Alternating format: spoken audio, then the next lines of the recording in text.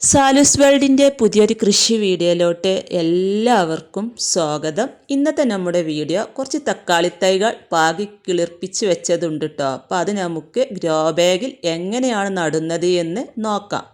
വീഡിയോയിലോട്ട് പോകുന്നതിന് മുമ്പ് നിങ്ങളെൻ്റെ ചാനൽ ആദ്യമായിട്ട് കാണുന്നവരുണ്ടെങ്കിൽ ചാനലൊന്ന് സബ്സ്ക്രൈബ് ചെയ്യുക. തൊട്ടടുത്തുള്ള ആ ബെല്ലൈക്കണും കൂടി പ്രസ് ചെയ്താൽ ഞാനിടുന്ന വീഡിയോ നിങ്ങൾക്ക് നോട്ടിഫിക്കേഷനായി ലഭിക്കുന്നതാണ്. അപ്പോൾ നമുക്ക് നേരെ വീഡിയോയിലോട്ട് പോകാം. അപ്പോൾ അത് ആ തക്കാളി നടാനായിട്ട് ഞാനിവിടെ എടുത്ത് വെച്ചിട്ടുള്ളത് ഇത് കരിയില കമ്പോസ്റ്റാണ് കേട്ടോ. നല്ല പോലെ പൊടിഞ്ഞ് മണ്ണും ഇലയും നല്ല പോലെ പൊടിഞ്ഞ് ചേർന്നിട്ടുണ്ട് കേട്ടോ. അപ്പോൾ നമുക്ക് വേറൊരു വളവും ആവശ്യമില്ല. ഇതിൽ കിച്ചൺ വേസ്റ്റ് കമ്പോസ്റ്റും കരിയിലയും ഒക്കെ ഇട്ട് റെഡിയാക്കി വെച്ച കമ്പോസ്റ്റാണ് ഇട്ടത്. അതിൻ്റെ കൂടെ ഞാൻ കുറച്ച് കുമ്മായൊക്കെ ഇട്ട് മണ്ണൊക്കെ ട്രീറ്റ് ചെയ്തിട്ടുണ്ട്. മണ്ണിൻ്റെ അളവ് വളരെ കുറവാണ്, എന്നാലും കുമ്മായം ഇട്ട് കൊടുത്തിട്ടുണ്ട്. അപ്പോൾ ഇതാ ഞാൻ ആദ്യം തന്നെ ഇവിടെ ഗ്രോ ബാഗ് നിറക്കുമ്പോൾ കൂടുതലും 3/4 ഭാഗത്തോളം ഉണങ്ങിയ കരിയിലയാണ് നിറക്കാറ്. അപ്പം ഞാൻ ഇന്ന് 3/4 ഭാഗം കരിയില നിറക്കുന്നില്ല. ഈ കരിയില കമ്പോസ്റ്റാണ് കേട്ടോ നിറച്ച് കൊടുക്കുന്നത്. നടാനായിട്ട് ഇതാ അത്യാവശ്യം വലിപ്പമുള്ള ഒരു ഗ്രോ ബാഗ് ഇവിടെ എടുത്തിട്ടുണ്ട്. വെള്ളം വാർന്ന് പോകാനുള്ള ഹോളില്ലെങ്കിൽ ഹോളിട്ട് കൊടുക്കണം. ഇതിൻ്റെ മുകൾ ഭാഗം ഇതുപോലെ ഒരു മടക്ക് ഇങ്ങനെ മടക്കി വെച്ച് നമുക്ക് വെക്കാം. അപ്പോൾ ഇതുപോലെ ഗ്രോ ബാഗ് ഇല്ലെങ്കിൽ ഇതുപോലുള്ള പഴയ സിമെൻറ്റിൻ്റെ ചാക്കൊക്കെ ഉണ്ടെങ്കിൽ അതും എടുക്കാം. ഞാൻ ഇതിലൊരു വട്ടം കൃഷി ചെയ്തതാണ് കേട്ടോ. അപ്പോൾ ഒരു വട്ടം കൂടെയൊക്കെ ഇതിൽ ചെയ്യാം. അപ്പോൾ അതാ നമുക്ക് ഈ ഗ്രോ ബാഗിലോട്ട് ഈ കരിയില കമ്പോസ്റ്റ് നിറച്ച് കൊടുക്കാം.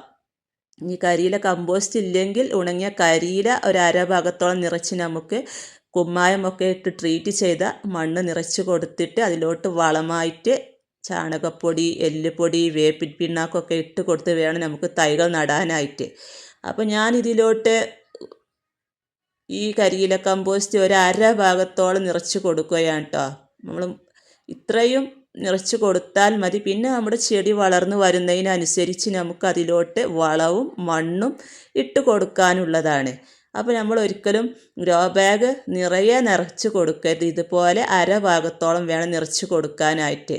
ഈ കരിയില കമ്പോസ്റ്റിൽ ഉണങ്ങിയ ഇലകളും അതുപോലെ പച്ചപ്പുല്ല് ഇതൊക്കെ ഉണ്ട് കേട്ടോ. അതൊക്കെ നല്ലപോലെ പൊടി ആയിട്ടുണ്ട്.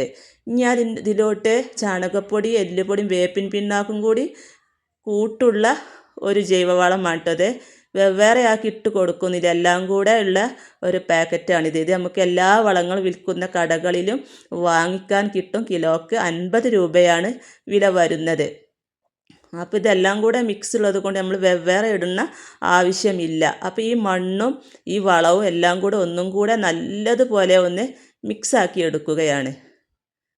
എന്നിട്ട് വേണം നമുക്ക് തൈകൾ നടാനായിട്ട്. അപ്പോൾ 2 ഗ്രോ ബാഗിലെയും വളവും മണ്ണും നല്ലപോലെ മിക്സാക്കി വെള്ളം ഒഴിച്ച് 2 ദിവസം ഇടണം. അതായത് ഈ വളത്തിൻ്റെ ചൂടൊക്കെ ഒന്ന് പോയതിന് ശേഷം നമുക്ക് തൈകൾ നട്ടു കൊടുക്കാം.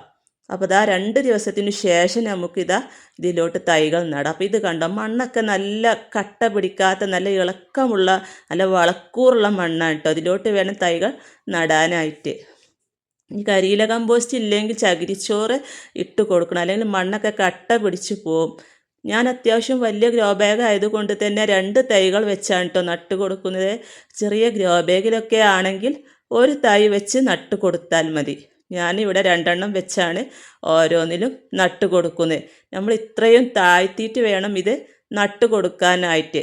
തക്കാളിയുടെ ചുവട് നല്ല പോലെ താഴ്ത്തി നട്ട് കൊടുത്താൽ അത് നല്ല കരുത്തോടെ തന്നെ വളർന്നു വരും.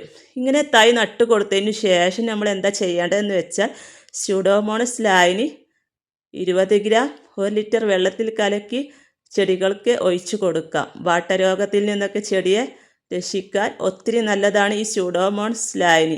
അപ്പോൾ ഞാനിവിടെ 3 ഗ്രോ ബാഗിലായിട്ട് ഈ തക്കാളിയുടെ തൈകൾ നട്ടു കൊടുത്തു. ഇനി നമുക്ക് നനച്ചു കൊടുക്കാം. ഈ സ്യൂഡോമോണസ് ലായനിയും നമുക്ക് വളങ്ങൾ വിൽക്കുന്ന കടകളിൽ പല സൈസിലുള്ളതും വാങ്ങിക്കാൻ കിട്ടും. 20 ഗ്രാം 1 സ്പൂൺ എടുത്താൽ മതി കേട്ടോ. 1 ലിറ്റർ വെള്ളത്തിലോട്ട് കലക്കി നമുക്ക് ചെടികളുടെ ചുവട്ടിൽ ഒഴിച്ചു കൊടുക്കാം. ഓരോ 10 ദിവസം കൂടുമ്പോൾ ഈ സ്യൂഡോമോണസ് ചുവട്ടിലും ഒഴിച്ചു കൊടുക്കുക. അതുപോലെ തന്നെ ചെടികളിൽ മൊത്തം ആവുന്ന രീതിയിൽ സ്പ്രേ ചെയ്ത് കൊടുത്ത് കഴിഞ്ഞാൽ വാട്ടരോഗം ഒന്നുമില്ലാതെ ചെടി നല്ല രീതിയിൽ തന്നെ വളർന്നു വരും. അപ്പോൾ ഞാനിവിടെ നല്ലപോലെ കലക്കിയെടുത്ത് ഇത് ചെടികൾ ചുവട്ടിൽ ഒഴിച്ചു കൊടുക്കുകയാണ്. ചെടിയുടെ ചുവട്ടിലെ മണ്ണൊക്കെ നല്ലപോലെ നനയുന്ന രീതിയിൽ ഒഴിച്ചു കൊടുക്കാം. എല്ലാ ചെടികൾക്കും ഞാനിത് ഓരോ 10 ദിവസം കൂടുമ്പോൾ ഒഴിച്ചു കൊടുക്കാറുണ്ട്. നമ്മൾ വിത്തുകളൊക്കെ പാകുന്ന സമയത്തും നമുക്ക് ആ വിത്ത് ഒരു അരമണിക്കൂറൊക്കെ സ്യൂഡോമോണസ് ലായനിയിൽ കുതിർത്ത് വെച്ചതിന് ശേഷം നടുകയാണെങ്കിൽ നല്ല കരുത്തോടെ അത് വളർന്നു വരും. അപ്പോൾ ഇന്നത്തെ വീഡിയോയിൽ തക്കാളിത്തൈ നടുന്നത് നിങ്ങൾക്ക് എല്ലാവർക്കും ഇഷ്ടപ്പെട്ടു എന്ന് വിചാരിക്കുന്നു. ഇഷ്ടമായ ലൈക്ക് ചെയ്യാനും ഷെയർ ചെയ്യാനും കമൻറ്റ് ചെയ്യാനും മറക്കരുത്. അതുപോലെ തന്നെ ഫേസ്ബുക്കിലാണ് നിങ്ങളെൻ്റെ വീഡിയോ കാണുന്നതെങ്കിൽ പേജ് ഫോളോ ചെയ്യാനും കൂട്ടുകാർക്ക് ഷെയർ ചെയ്ത് കൊടുക്കാനും മറക്കരുത്.